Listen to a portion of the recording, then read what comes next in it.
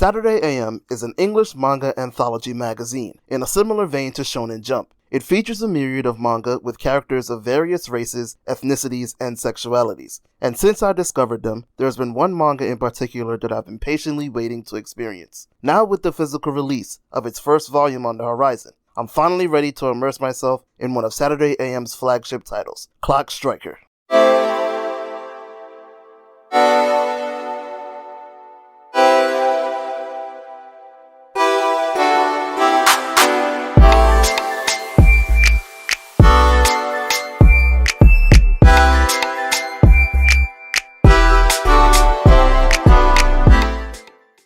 A group of men known as the GoldenEye Gang threaten an old man into letting them into a museum. The leader of the group, who I'll call Boss, asks the old man about a piece of powerful technology that he wants to steal. The old man is shocked that Boss knew this information and refuses to show him. Boss threatens to kill the old man and his family if he doesn't produce the relic, and the old man finally concedes. The old man hits a hidden switch within a wall and reveals a gigantic safe door. He reluctantly tries to open the safe, but finds that someone has hacked into his system. The boss is unfazed by this information, ripping off his eye patch to reveal a robotic eye. He fires a powerful laser from it, melting the perimeter of the safe doors. He then calls to his subordinate, Lacey, to knock them down. Lacey swings his giant robotic arm, knocking the safe doors down in one fell swoop. To everyone's surprise, there are already people inside the safe, a young black girl named Cass and her mentor, Philomena Clock. The two of them talk to each other while standing next to the relic, a torso of a large robot. The old man asks what these strangers are doing in the relic, and Cass reveals that she's dismantling it. Boss instructs both Lacey and his other subordinate, Edward,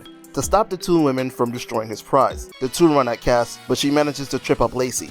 Edward attacks her from the air using his spring coil shoes. Cass manages to avoid this and all of Edward's other long-range attacks. Reading this part was kind of funny to me because as Lacey and Edward are attacking Cass, Cass is like, Miss Clock, you gonna help me or what? And Miss Clock is just sitting there like, nah, you got it. And Cass is like, bro, I'm doing all this work. I had to dismantle the relic and now I gotta fight him too by myself. It's like, bro, why all black children go through the same things, man? It's like, yeah, I know you a little girl, but you can handle these two strong ass men, right?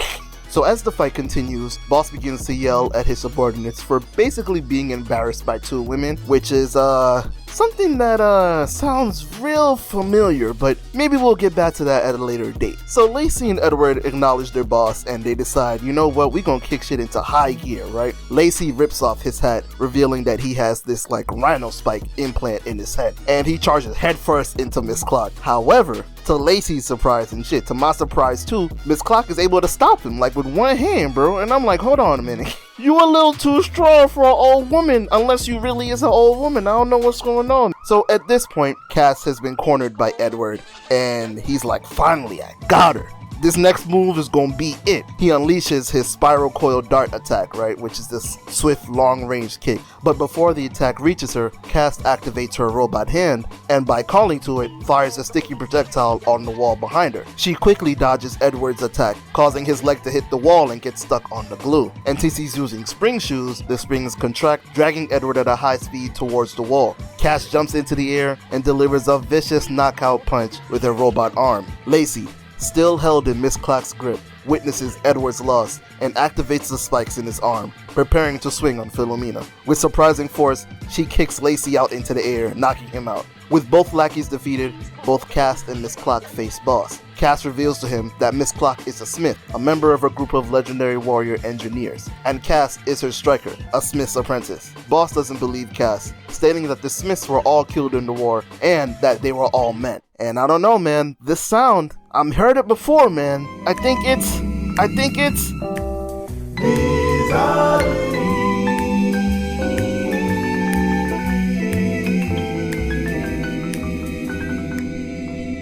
It's misogyny, bro. Yes, it's misogyny. I don't know how in whatever timeline that they're in right now, but they seem to be in the far future. Misogyny still exists. That's crazy, bro. Misogyny has always been one of those very strange things where it's just like, so you just don't want women to do shit. Yeah, you just don't like women. People who are misogynists will be like, oh, nah, yeah, I like women. I just don't like when they breathe, where they blink, where they use the bathroom, when they speak. I don't like the way they sit. I don't like the way they dress. And it's like, bro, what do you want, man?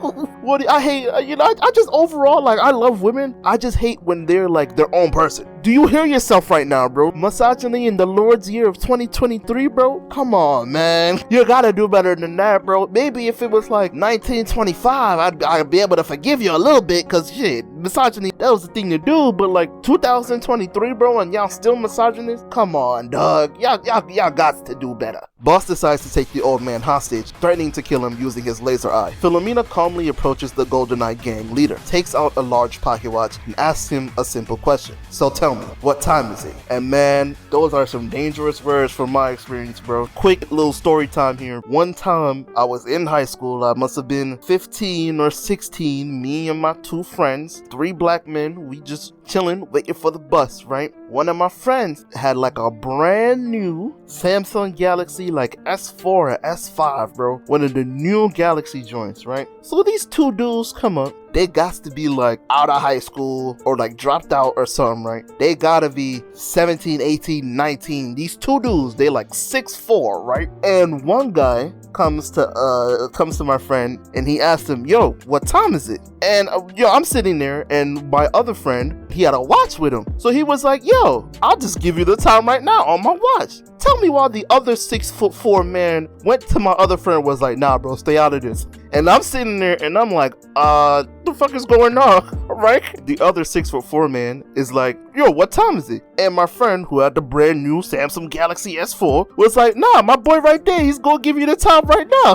But the 6'4" man is like, nah, I just want to know what time it is, right? So at this point, we on edge. Right next to our school is a little supermarket, right? The 6'4" guys, they kind of like stand around acting like they're waiting for the bus too, and we're still standing there because they go and walk away for a little bit, right? They must have been trying to figure out what their next move was, but we knew what our next move was. Me and my boy left. We booked it straight into the supermarket, bro, and you will not believe that those 2 6'4" ass niggas was chasing us, bro. And me, I didn't have shit to do with it. I was just going because that was my boy. I didn't want to see my boy get hurt. I still cannot believe that shit to that day. Like, bro, if you don't go into the NBA instead of trying to rob some teenagers, it was a crazy experience for me, because it was just like, I ain't never been this close to somebody getting robbed in my life, bro. Fortunately, we ran into the supermarket. There used to be this deli guy who used to make our sandwiches, and we was like, bro, these two guys is trying to rob us. Yo, shout out to my man. I don't know where he at right now, but he went out there and he was ready to defend us, bro. And I was like, yo, you was a real one, bro. You was a real one, bro. Let me get a sandwich, man. By the time he went out there, they had gone. So I was just like, I ain't never gonna forget this day, and I never did. Anytime I hear what time is it, bro, I just get flashbacks like I got fucking PTSD, like I'm 16 all over again. So after hearing the question, Boss takes a look at the pocket watch and he's like, okay, bro, it's like fucking 1:30 or something, bro. Why you asking me that shit? All of a sudden, Boss realizes that the old man is free and that his eye laser has been damaged. And so Boss is like, what the fuck just happened here, bro?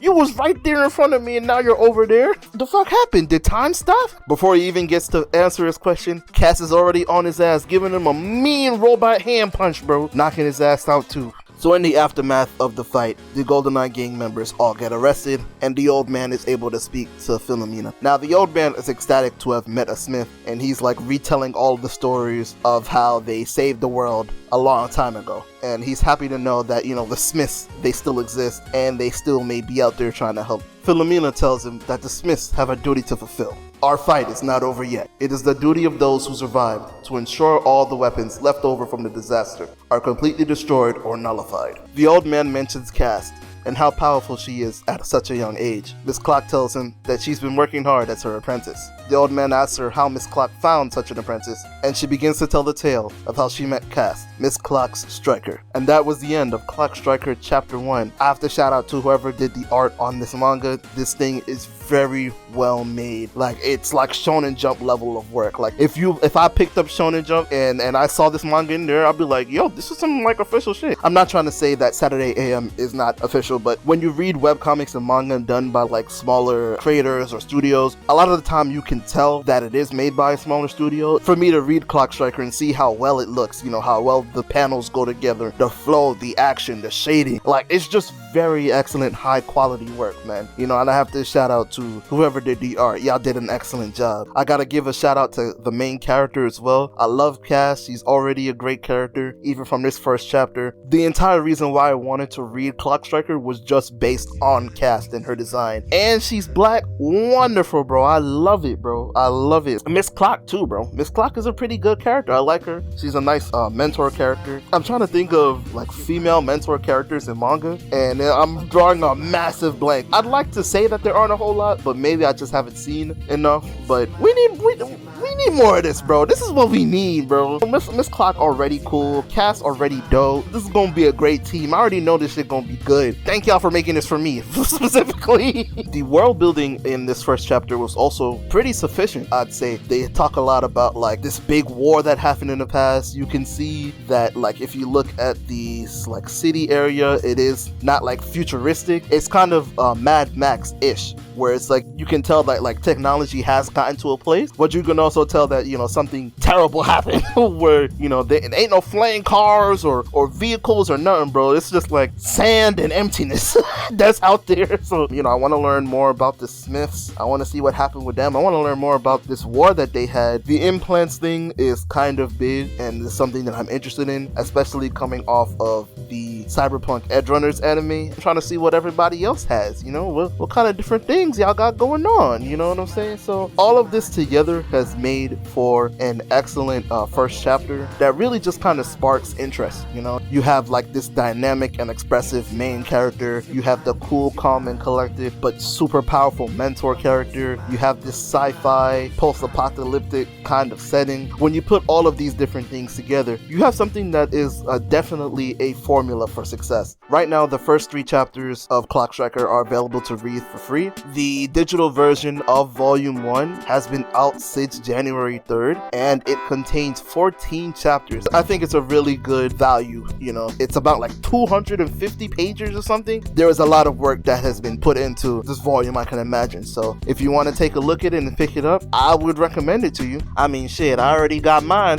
I made sure I've been waiting on this Volume 1 ever since I heard of Clock Striker. So as soon as I found out that it was dropping and there was gonna be a digital volume, I picked my shit up ASAP, bro. No rock. So I got mine, bro. Make sure you get yours too, man. Let me know if you do. Lastly, I want to shout out Saturday AM. Make sure you go and support them. I believe they have a website and they also have an app. They also have some other magazines as well. They have Saturday AM, Saturday PM, and Saturday Brunch. I'm pretty sure different genres are in different magazines. So, just go take a look. Expand your mind, man, If you're looking for something new to read, make sure to read my manga project, Revenge and Justice. It is out on Webtoons right now. I've been working hard in the background to get some more Revenge and Justice content to you, but until then, make sure you read chapters 1 and 2 over on Webtoons. Please follow me over on Twitter and follow me on Instagram. If this was your first time learning about Clock Striker, make sure you show your support of it, and when you do, let them know that Godsidian put you on.